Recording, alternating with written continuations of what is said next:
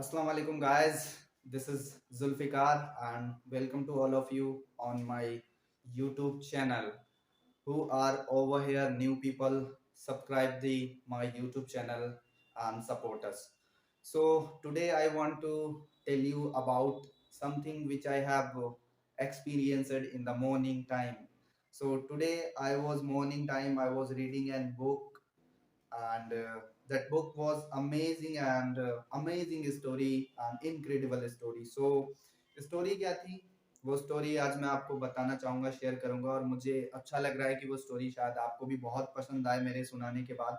और इस स्टोरी के मैं कुछ रूल्स में बता देता हूँ। इस स्टोरी के एंड में आपको पता चलेगा वो लड़का कौन था और उसका नाम क्या था। ठीक है, तो कहानी स्टार्ट होती है। कहानी है 1965 की, कि उस 8 साल के बच्चे को मैं स्टार्ट करता हूँ। सो कहानी, उस 8 साल के बच्चे को लगा कि शायद उसके लिए किसी उच्च विद्यालय का डिप्लोमा ले लेना सही रहेगा।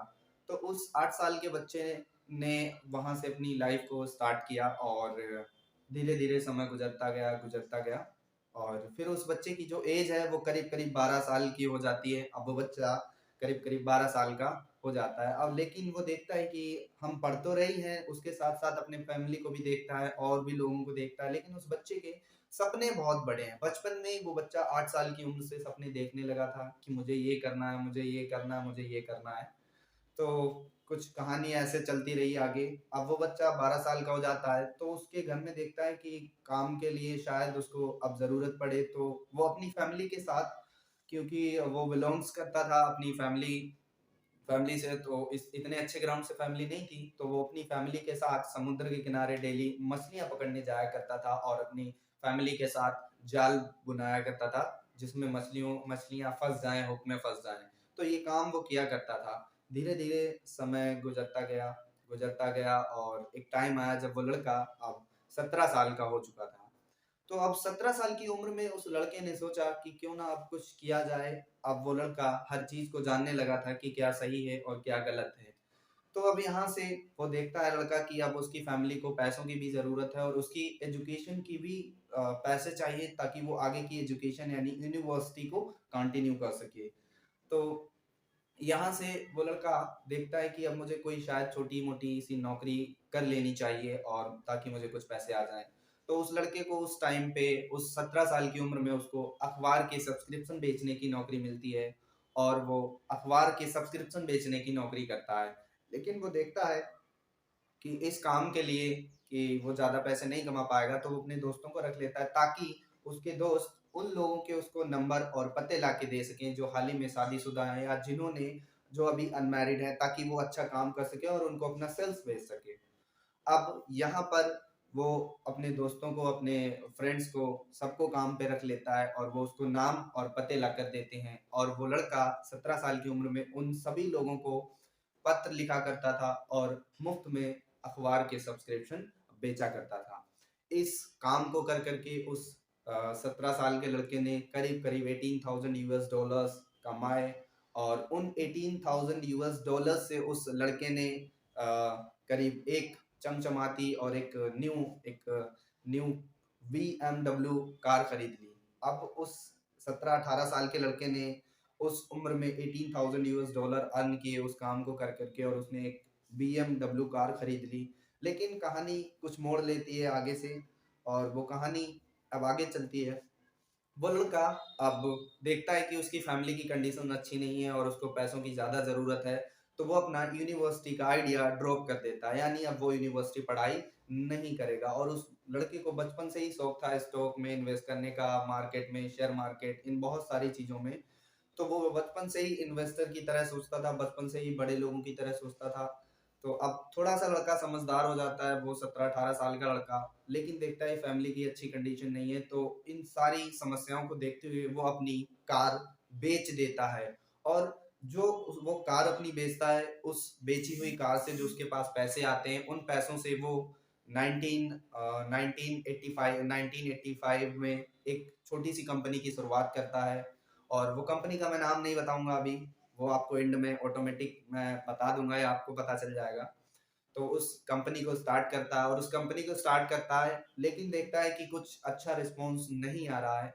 तो उस कंपनी की वजह से उसका बहुत सारा नुकसान हो जाता है, लेकिन वो स्टॉप नहीं होता है, स्टॉप नहीं करता है। अब वो लड़का 19-20 साल का हो गया, 19 से 20 साल का वो लड़का एक काम करता है, उसी कंपनी में अपने लिए कंप्यूटर खरीदने का यानी कंप्यूटर खरीदने का व्यापार शुरू कर देता है, और वो नए नए कंप्यूटर खरीदता है और कंप्यूटर खरीदने का वो काम शुरू कर देता है।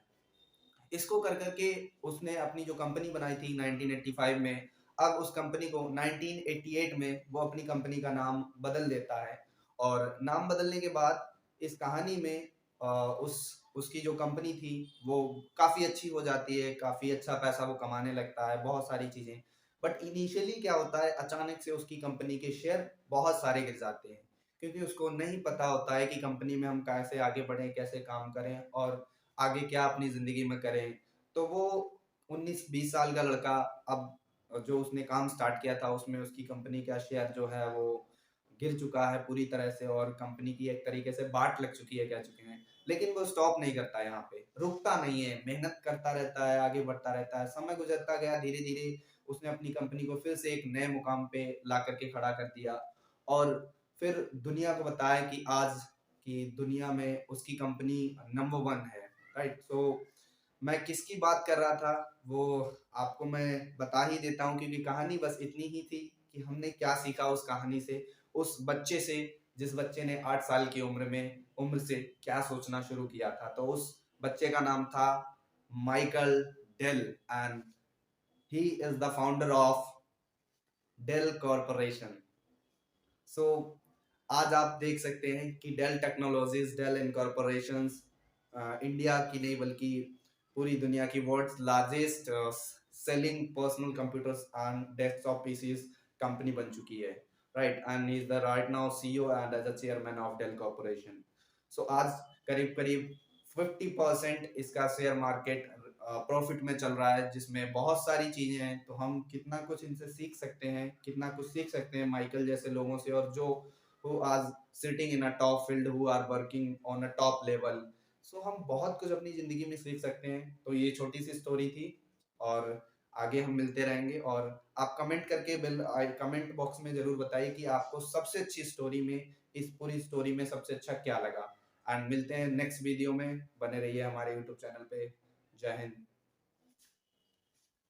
And last year we had over $91 billion in revenues. I started the company with $1,000 in my dorm room, and it's worked out pretty well. So I'm the ultimate long-term investor. As we think about the competitive landscape going forward, we think we have a very differentiated set of assets in the marketplace. We have the largest direct sales force in the marketplace. We have an unmatched global services organization. We have an at-scale advantage supply chain. We have a global financing arm to help our customers. We think there's 7 strategically aligned businesses, the distinct collection of assets that the company has, puts us in a very unique position to help our customers with digital transformation from the edge to the core to the cloud in a very, very different way.